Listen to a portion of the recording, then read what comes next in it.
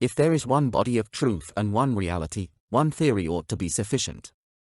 There ought to be one science that encompasses the entirety of all human knowledge. If a theory of everything is not possible, there is no truth in the absolute sense. If all truth cannot be contained in a single scientific theory, there is no logic because logic deals in absolute truth. Logic would not exist if it did not point to the absolute truths that define what is real. But as anyone with a philosophical bent understands, it is not easy to prove absolute truth cannot exist. That being said, even if we acknowledge the inevitability and the logical necessity of absolute truth, there are two contenders for the throne, science and religion. But though science claims its truth are verifiable, the verification is contingent, speculative and propositional. A thing is true only under certain specified conditions. That is hardly what one means when speaking of truth. Science is closer to a way to verify the trustworthiness of someone's opinion, than a door to the truth. Unfortunately for human beings, in the soft sciences or humanities, these specified conditions for verified truth never meet the threshold which would make a prediction possible. This is significant because there are only two fundamental possibilities concerning truth. These two alternative theories are so different they constitute two different theories about two different realities. The more familiar paradigm is the physical one. Most of modern science is predicated on reality being physical and events the result of a prior physical cause. Tied to this proposition is the one that every effect is the result of knowable physical causes. There are no unknowables in science. There is nothing real that cannot be factored into our equation or experiment. Empiricism comes down to a wholesale rejection of metaphysics and all supernatural bodies and claims. Science does not specifically rule out God. Scientists just claim every question that can be answered considering physical factors alone. Or, as they say, the God hypothesis is redundant. This is an honest and irreproachable position to take. If one is a materialist, one has to be one without reservation or qualification. The materialist must shut all the doors that open onto non-physical elements.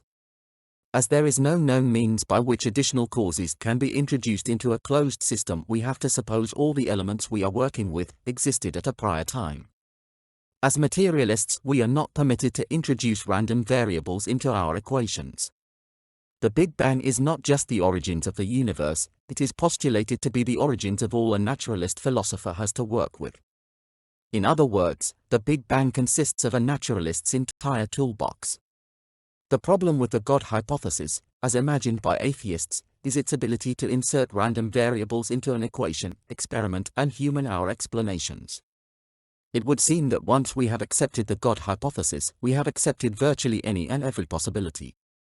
This is the origin of the rather fanciful hypothesis, attributed to theists, that God did it, as an explanation for every observation and question. But of course, God did it is not an explanation at all and is certainly not an explanation for atheism. The one reality hypothesis was developed by naturalists as a way to ensure there are no back doors by which an escape clause can be introduced, to save a failed hypothesis. Naturalists are prevented from postulating a natural reason for an event, but when the evidence does not fit the theory, introduce devil or demons or some other nebulous element into the mix to explain the failure of the theory. That being said, are naturalists throwing the baby out with the bath water? In their desire to prevent limitless factors from entering an equation, have they not eliminated the ones they wanted to keep? If the God hypothesis is not permitted, why is the natural reality hypothesis, NRH, accepted? This is just bigotry with no scientific or empirical justification. The empirical sciences have postulated a concept they refer to as energy exists. There is no empirical justification for this. It is an entirely metaphysical idea created as an act of will without any objective evidence. All the evidence for the existence of energy is circumstantial and derivative. Energy is a neutral physical element that can transform into different states, but its applicability is limited. It disappears from view when we get to human beings.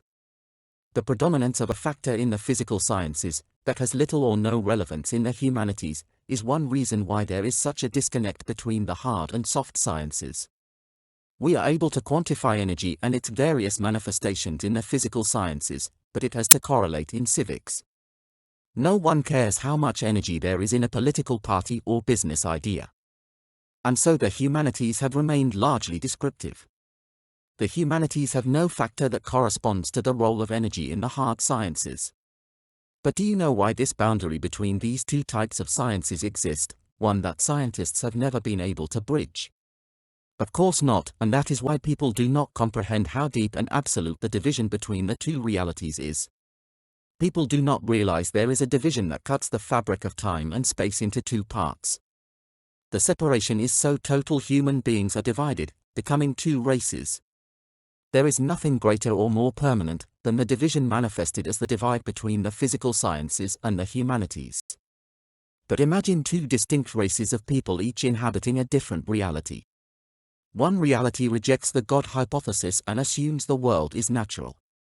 In their mind, everything they observe is physical. In this world, a physical substance such as energy would be assumed to exist. The natural world needs something to tie all of the phenomenon we see together. But energy can only quantify amplitude or intensity levels. Energy is blind to quality or determining if the change in amplitude was good or bad. The quiet lapping of the water on the lakeshore would be a low amplitude event. A tsunami would be a high amplitude event. But there is no moral judgment science or naturalists can make on the relative value of the two events. Science might decide to measure the interactions between a pride of lions and those between businesses, but the researchers could not assign the interactions a value. There is no way to put a value on a mass extinction event, whether it be a mollusk or man, regardless of if you think it is a positive value or a negative one. This suggests something is missing in science. Does it even matter, from an objective standpoint, that the universe is headed towards a state of perfect entropy? But what is science that it has become so divorced from what we understand to be reality? Why is the scientist a being who decides what is real and true? Are they not just workers like everyone else? What we notice about science is that it is all about results. An experiment is designed that ought to produce results which can be replicated. This seems to most of us a good thing. But is it not, which a Christian would say, a life based on works? There is nothing good or bad about works. If you build 1,000 houses or break 1,000,000 windows, who is to judge which is better or worse? This problem of works is the problem with atheism, naturalism, and natural science. Science provides accurate measurements, but in the end, they lack meaning. What does the fluctuations of a dial mean? Science cannot tell us what the readings of a pointer mean. It takes a human being to interpret the findings of a research project. Yet, science does suggest a solution to the problem of value and meaning. The empirical method was supposed to give us reliable results, however these results were never more than an approximation of the truth. There are always margins of errors and propositions which express at best contingent truths. The question is how to close the gap between contingent and absolute. How do we find a path to absolute truth? Empirical science gives us numerical values. The humanities give us values. Apriorics is a way to take the precision of empiricism and apply it to the values available in the soft sciences. Analytical truths are absolute by definition. But these have tended to lack grounding in reality, as they are invariably tautologies. A tautological truth tells us that it is raining, or it is not raining. Tautological truths are truth by virtue of equivalence or mutual exclusion. Arithmetical truths are true by definition, 2 plus 2 is equal to 4. Apriorics is a universal science. To be universal, it must study that which is universal. But spirit and matter are diametrically opposed to one another. The techniques used to study physical matter do not work when studying the behavior of human beings, and vice versa. The problem has arisen due to an erroneous understanding of truth. Truth is not a thing, it is a measure of trust. A statement is true to the degree it is verified. The study of truth, or the study of what is true, is the study of what we believe. Apriorics is the science of faith. We postulate that minds are composed of thoughts and thoughts are concepts. A mind must seek perfection, and in so doing seeks to think in the most clear and graphic way. We do picture things, and the clearer and more intense or vivid the concept, the truer it seems to be. In its most vivid form, our images give us reality. But mankind is capable of an even higher level of perception than available through the senses. This is our abstract thought. The most perfect of all conceptions, in our language, we call this God. The perfect gives rise to the imperfect or less than what is the highest. Man is made in the image of God, but God is not physical.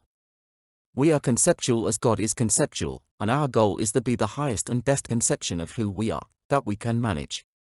But we do not do this as God, which is perfect in his own self. We are less than imperfect, and so we must find perfection in community, or what is called the church. This is why the necessity for faith.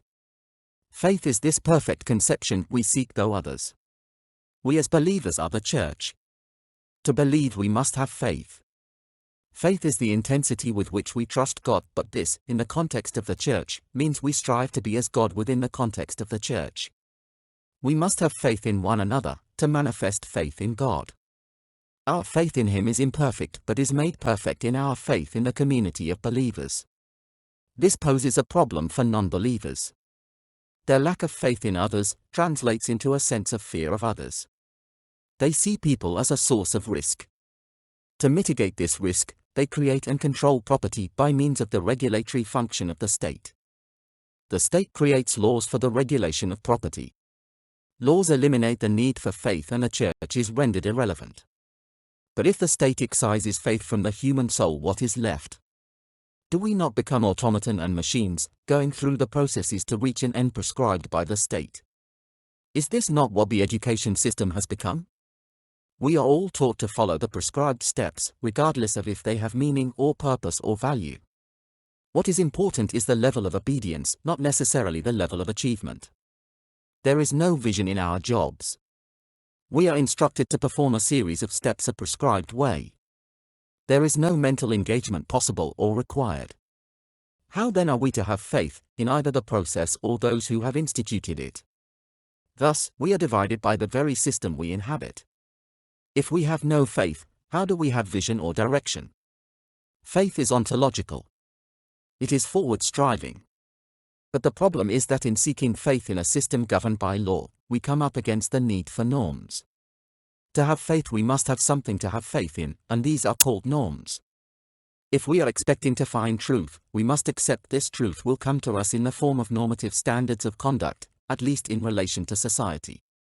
The only issue we have to resolve is if we wish the state to establish our norms through the institution of laws or we desire a more organic approach. The state responds to the squeaky wheel.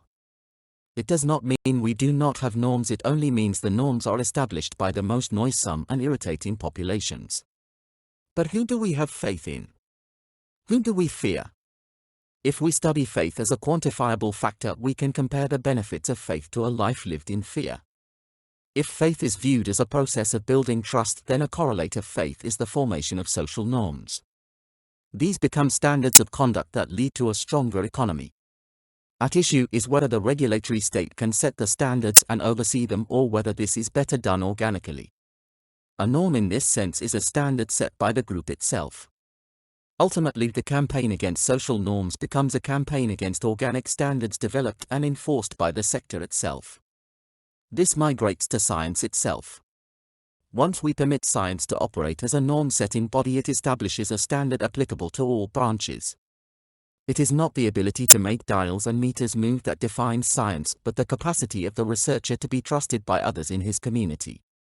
The scientist that produces value for that body of knowledge is deemed to have contributed to the truth and value and norms of that group. By this means, one normative standard becomes common to all of science and all those who work within the fields of science.